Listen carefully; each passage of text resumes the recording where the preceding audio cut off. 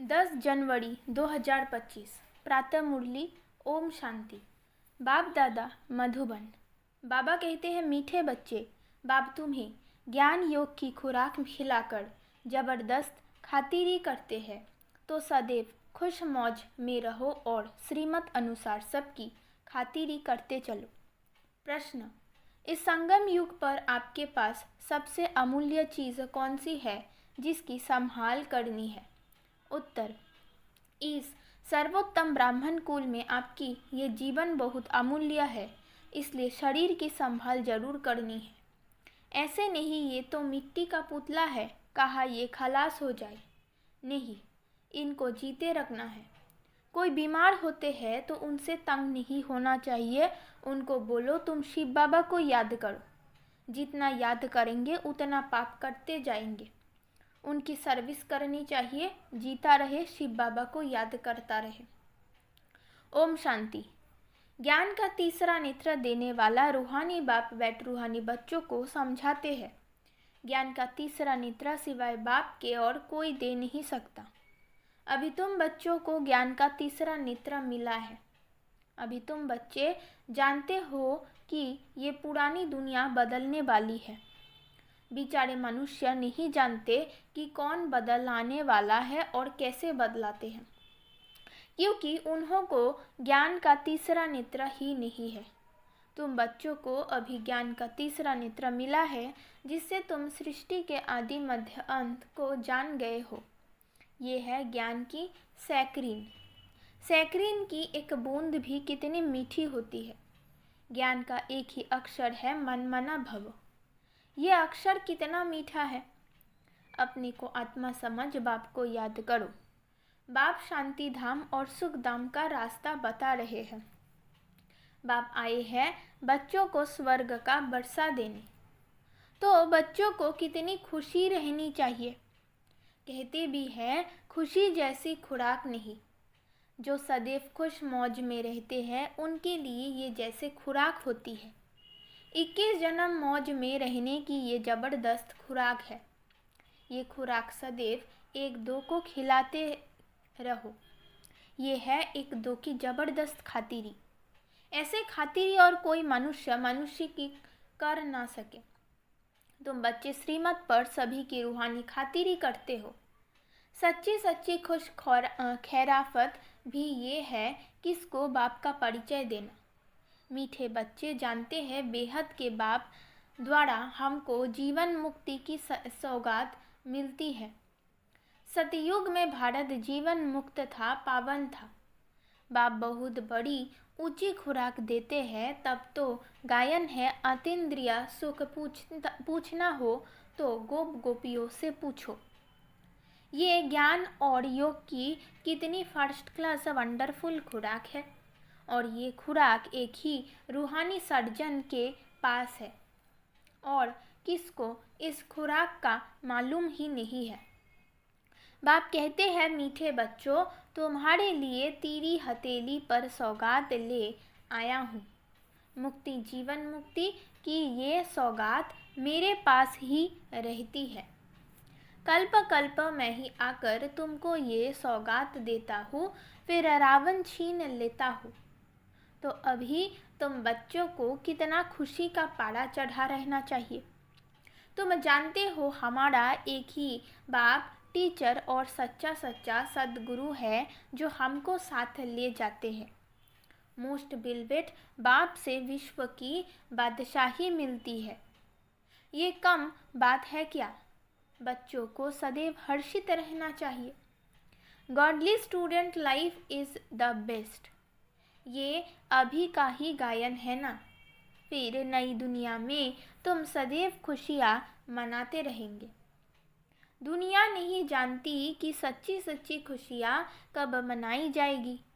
मनुष्यों को तो सतयुग का ज्ञान ही नहीं है, तो यहाँ ही मनाते रहते हैं। परंतु इस पुरानी तमो प्रधान दुनिया में खुशी कहाँ से आई? यहाँ तो त्राही करते रहते हैं। कितना दुख की दुनिया है। बाप तुम बच्चों को कितना सहज रास्ता बताते हैं। गृहस्थ व्यवहार में रहते कमल फूल समान रहो। धंधा धौड़ी आदि करते भी मुझे याद करते रहो। जैसे आशिक और माशूक होते हैं, वो तो एक दो को याद करते रहते हैं। वो उनका आशिक, वो उनका माशूक होता है। यहाँ ये बात नहीं है, यहाँ तो तुम सभी एक माशूक के जन्म जन्मांतर से आशिक रहे हो। बाप तुम्हारा कभी आशिक नहीं बनता। तुम उस माशूक को आने लिए याद करते आए हो। जब दुख जास्ती होता है तो जास्ती सुमिरन करते हैं, सब तो गायन भी है। दुख से सुमिरन सब करे, सुख में करे ना कोई। इस समय जैसे बाप सर्व शक्तिमान है, दिन प्रतिदिन माया भी सर्वशक्तिमान तमो प्रधान होती जाती है। इसलिए अब बाप कहते हैं, मीठे बच्चे देही अभिमानी बनो। अपने को आत्मा समझ मुझ बाप को याद करो और साथ साथ देवी गुण भी धारण करो। तुम ऐसे लक्ष्मी नारायण बन जाएंगे। इस पढ़ाई में मुख्य बात है ही याद की। ऊंचते ऊंच बाप को बहुत प्यार स्नेह से याद करना चाहिए। वो ऊंचते ऊंच बाप ही नई दुनिया स्थापन करने वाला है। बाप कहते हैं, मैं आया हूँ तुम बच्चों को विश्व का मालिक बनाने, इसलिए अब मुझे याद करो तो तुम्हारे अनेक जन्मों के पाप कट जाएंगे। पतित पावन बाप कहते हैं, तुम बहुत पतित बन गए हो, इसलिए अब तुम मुझे याद करो तो तुम पावन बन और पावन दुनिया का मालिक बन जाएंगे। पतित पावन बाप को ही बुलाते हैं ना। अब आप आए हैं तो जरूर पावन बनना पड़े। बाप दुख हरता सुख करता है। बरोबर सतयुग में पावन दुनिया भी तो सभी सुखी ही थे। अब बाप फिर से कहते हैं, बच्चे शांति धाम और सुख धाम को याद करते रहो। अभी है संगम युग। खिवाया तुमको इस पार से उस पार ले जाते हैं। नैया कोई एक नहीं, सारी दुनिया जैसे एक बड़ा जहाज है, उनको पार ले जाते हैं। तुम मीठे बच्चों को कितनी खुशियाँ होनी चाहिए। तुम्हारे लिए तो सदैव खुशी ही खुशी है। बेहद का बाप हमको पढ़ा रहे हैं, वाह, ये तो कभी ना सुना ना पढ़ा। भगवानु बाज मैं तुम रूहानी बच्चों को राजयोग सिखा रहा हूँ, तो पूरी रीति सीखना चाहिए, धारणा करनी चाहिए, पूरी रीति पढ़ना चाहिए। पढ़ाई में नंबरवार तो सदैव होते ही है। अपने को देखना चाहिए, मैं उत्तम हूँ, मध्यम हूँ व कनिष्ठ हूँ। बाप कहते हैं, अपने को देखो, मैं उच्च पद पाने का लायक हूँ, रूहानी सर्विस करता हूँ। क्योंकि बाप कहते हैं, बच्चे सर्विसेबल बनो, फॉलो करो। मैं आया ही हूँ सर्विस के लिए, रोज सर्विस करता हूँ, इसलिए ही तो ये रथ लिया है। इनका रथ बीमार पड़ जाता है तो मैं इनमें बैठ मुरली लिखता हूँ। मुख से तो बोल नहीं सकते तो मैं लिख देता हूँ, ताकि बच्चों के लिए मुरली मिस ना हो। तो मैं भी सर्विस पर हूँ ना। ये है रूहानी सर्विस। तो तुम बच्चे भी बाप की सर्विस में लग जाओ। On God fatherly service. जो अच्छा पुरुषार्थ करते हैं, अच्छी सर्विस करते हैं, उनको महावीर कहा जाता है। देखा जाता है कौन महावीर है, जो बाबा के डायरेक्शन पर चलते हैं। बाप का फरमान है, अपने को आत्मा समझ, भाई भाई देखो, इस शरीर को भूल जाओ। बाबा भी शरीर को नहीं देखते हैं। बाप कहते हैं, मैं आत्माओं को देखता हूँ। बाकी ये तो ज्ञान है कि आत्मा शरीर बिगाड़ बोल नहीं सकती। मैं भी इस शरीर में आया हूँ, लोन लिया हुआ है। शरीर साथ ही आत्मा पढ़ सकती है। बाबा की बैठक यह भ्रुकुट में है। ये है अकाल तख्त। आत्मा अकाल मूर्त है। आत्मा कब छोटी बड़ी नहीं होती है। शरीर छोटा बड़ा होता है। जो भी आत्माएं हैं, उन सभी का तख्त ये भ्रुकुटी है। शरीर तो सभी के भिन्न भिन्न होते हैं। किसका अकाल तख्त पुरुष का है, किसका अकाल तख्त स्त्री का है, किसका अकाल तख्त बच्चे का है। बाप बैठ बच्चों को रूहानी ड्रिल सिखलाते हैं। जब कोई से बात करो तो पहले अपने को आत्मा समझो। हम आत्मा फलाने भाई से बात करते हैं। बाप का पैगाम देते हैं कि शिव बाबा को याद करो। याद से ही जंग उतरनी है। सोने में जब अलाय पड़ती है तो सोने की वैल्यू ही कम हो जाती है। तुम आत्माएं में भी जंग पड़ने से तुम वैल्यूलेस हो गए हो। अब फिर पावन बनना है। तुम आत्माएं को अब ज्ञान का तीसरा नेत्र मिला है। उस नेत्र से अपने भाइयों को देखो। भाई भाई को देखने से कर्मेंद्रिय चंचल नहीं होगी। राज्य भाग्य लेना है, विश्व का मालिक बनना है तो ये मेहनत करो। भाई भाई समझ सभी को ज्ञान दो तो फिर ये टेव आदत पक्की हो जाएगी। सच्चे सच्चे ब्रदर्स तुम सभी हो। बाप भी ऊपर से आए हैं, तुम भी आए हो। बाप बच्चों सहित सर्विस कर रहे हैं। सर्विस करने की बाप हिम्मत देते हैं। हिम्मतें बच्चे मददे बाप तो ये प्रैक्टिस करनी है। मैं आत्मा भाई को पढ़ाता हूँ। आत्मा पढ़ती है ना, इसको स्पिरिचुअल नॉलेज कहा जाता है जो रूहानी बाप से ही मिलती है। संगम पर ही बाप आकर ये नॉलेज देते हैं कि अपने को आत्मा समझो। तुम नंगे आए थे, फिर यहाँ शरीर धारण कर तुमने 84 जन्म पाठ बजाया है। अब फिर वापिस चलना है, इसलिए अपने को आत्मा समझ भाई भाई की दृष्टि से देखना है। ये मेहनत करनी है, अपनी मेहनत करनी है। दूसरे में हमारा क्या जाता। चैरिटी बिगिंस एट होम, अर्थात पहले खुद को आत्मा समझ फिर भाइयों को समझाओ तो अच्छी रीति तीर लगेगा। ये जोहर भरना है। मेहनत करेंगे तभी उच्च पद पाएंगे। इसमें कुछ सहन भी करना पड़ता है। जब कोई उल्टा सुल्टी बात बोले तो तुम चुप रहो। तुम चुप रहेंगे तो फिर दूसरा क्या करेगा। ताली दो, हाथ से बजती है।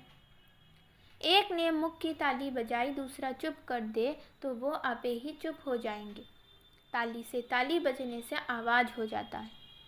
बच्चों को एक दो का कल्याण करना है।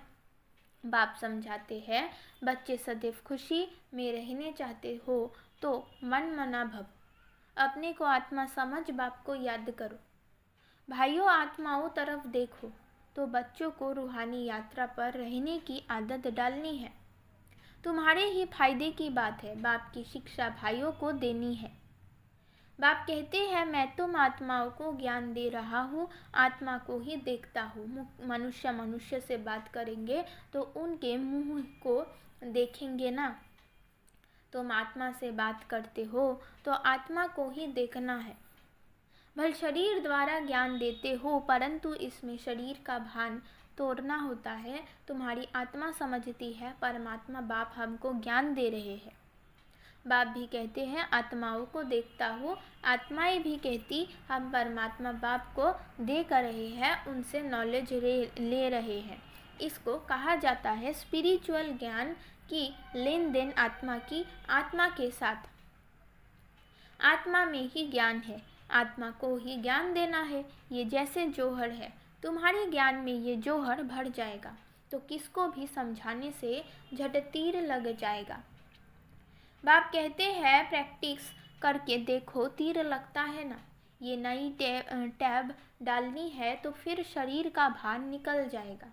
माया के तूफान कम आएंगे, बूढ़े संकल्प नहीं आएंगे, क्रिमिनल आई भी नहीं रहेगी। हम आत्मा ने 84 का चक्र लगाया, अब नाटक पूरा होता है। अब बाबा की याद में रहना है। याद से ही तमो प्रधान से सतो प्रधान बन सतो प्रधान दुनिया के मालिक बन जाएंगे। कितना सहज है। बाप जानते हैं बच्चों को ये शिक्षा देना भी मेरा पार्ट ही है, कोई नई बात नहीं। हर 5000 वर्ष बाद हमको आना होता है। मैं बंधायमान हूँ, बच्चों को बैठ समझाता हूँ। मीठे बच्चे, रूहानी याद की यात्रा में रहो तो अंत मते सो गति हो जाएगी। ये अंतकाल है ना, मामे कम याद करो तो तुम्हारी सदगति हो जाएगी। याद की यात्रा से पाया मजबूत हो जाएगा। यह देही अभिमानी बनने की शिक्षा का ही बार तुम बच्चों को मिलती है। कितना वंडरफुल ज्ञान है। बाबा वंडरफुल है तो बाबा का ज्ञान भी वंडरफुल है। कब कोई बता ना सके। अभी वापस चलना है, इसलिए बाप कहते हैं मीठे बच्चों, ये प्रैक्टिस करो, अपने को आत्मा समझ, आत्मा को ज्ञान दो। तीसरे नेत्र से भाई भाई को देखना है, यही बड़ी मेहनत है। ये है तुम ब्राह्मणों का सर्वोत्तम उच्चते उच्च कुल। इस समय तुम्हारा जीवन अमूल्य है, इसलिए शरीर की भी संभाल करनी है। तमो प्रधान होने कारण शरीर की आयु भी कम होती जाती है। अब तुम कितना योग में रहेंगे उतना आयु बढ़ेगी। तुम्हारी आयु बढ़ते बढ़ते 150 वर्ष हो जाएगी सतयुग में, इसलिए शरीर की भी संभाल करनी है।